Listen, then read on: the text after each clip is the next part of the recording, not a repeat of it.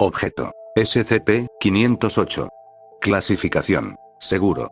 Procedimientos especiales de contención. SCP-508 no requiere de procedimientos especiales de contención, mientras sea mantenido fuera de la vista directa de cualquier miembro del personal SCP.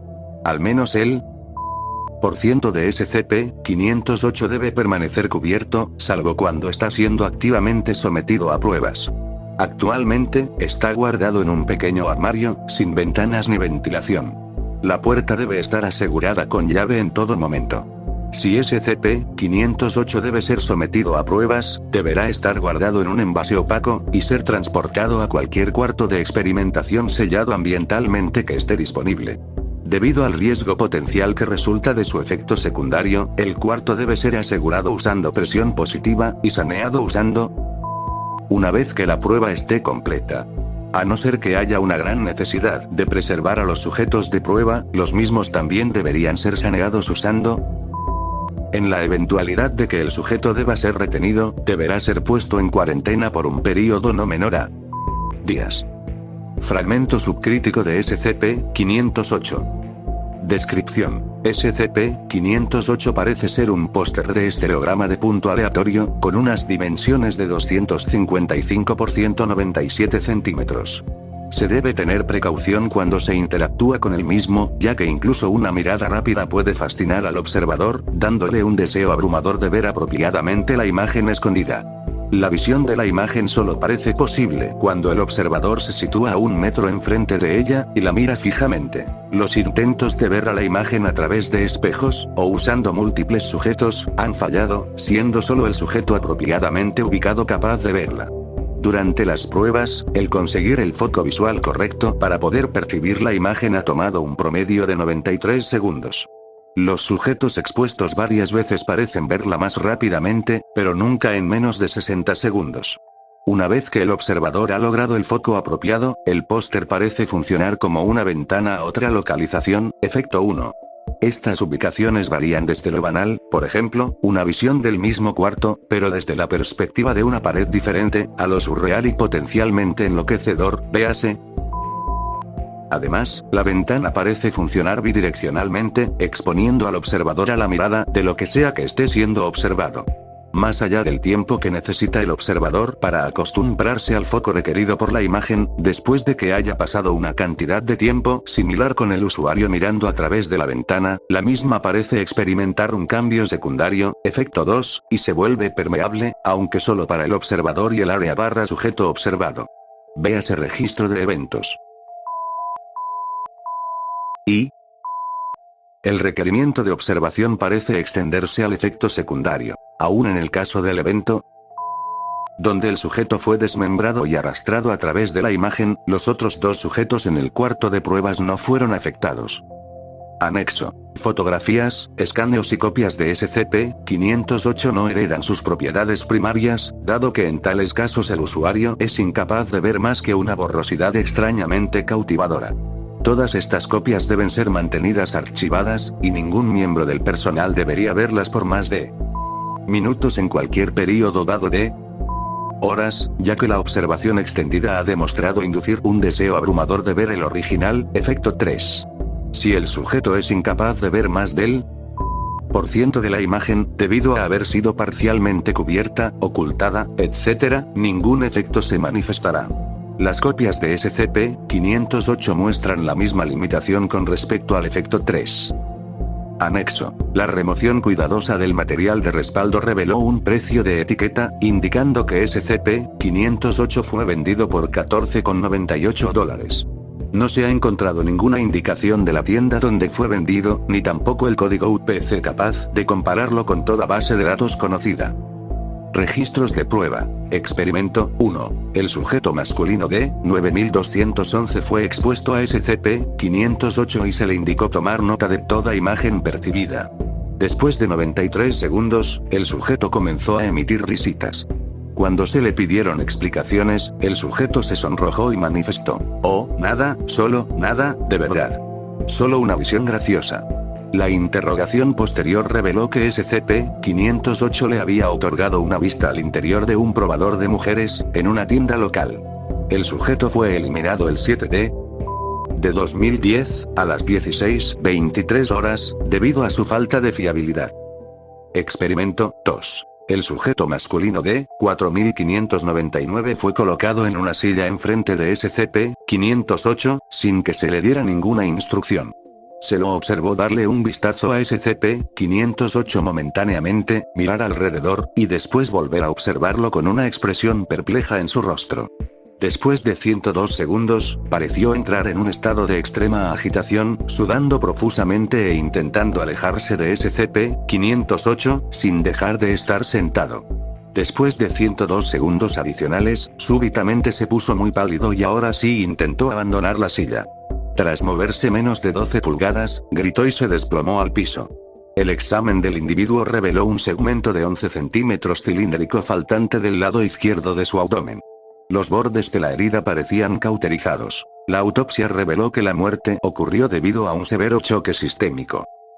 Experimento 3. Los sujetos masculinos de 8788 y de 7422 fueron ubicados en la cámara de pruebas con SCP-508, e instruidos para que el primero en identificar la imagen ganara un premio. Después de varios minutos de rivalizar por la ubicación, ambos sujetos empezaron a escudriñar el póster. Después de 87 segundos, D-7422 súbitamente apartó su cabeza en disgusto. Las indagaciones sobre qué se había manifestado no fueron respondidas, y el sujeto fue eliminado de forma remota. D-8788 fue advertido para que retomara la prueba, bajo pena de sufrir la misma determinación. Después de 92 segundos, D-8788 repentinamente sonrió y se acercó a SCP-508, antes de golpetear en su superficie. Pareció sorprendido de encontrar una superficie sólida, pero continuó observando. Después de 87 segundos adicionales, se lo vio levantar su cabeza e inhalar, y de forma súbita se zambulló en SCP-508, pasando a través de su superficie sin resistencia. El individuo todavía debe ser localizado. Experimento 4. El sujeto masculino de 4431 y la sujeto femenina de 6744 fueron ubicados en la cámara de pruebas con SCP-508, después de que se les exhibió metraje del experimento 2. Los dos individuos se sentaron en el piso, apartando la vista de SCP-508, y comenzaron a conversar. Después de varios minutos D-6744 sacudió su cabeza en respuesta a un comentario hecho por D-4431, e inadvertidamente dejó que su vista se depositara en SCP-508 por menos de un segundo. Aunque visiblemente alterada, lo miró de vuelta, de forma repetida, por los próximos 10 segundos antes de cambiar su posición para obtener una mejor vista. Las advertencias repetidas de D-4431 fallaron en disuadir a D-6744 de intentar mirar la imagen. Después de 103 segundos, D-6744 de pronto palideció y comenzó a vomitar. Los sujetos entonces fueron removidos e interrogados. D-6744 fue incapaz de describir qué había visto, manifestando que era en cierto modo malo, pero de una forma que no pudo explicar. El sujeto D-4431 admitió mirar a SCP-508 tras ver la respuesta de D-6744, pero aseguró no haber visto nada. Ambos fueron puestos en cuarentena para potenciales pruebas futuras. Experimento 5. La sujeto femenina D-9801 fue instruida para ingresar a la cámara de pruebas, mirar a SCP-508 y reportarse.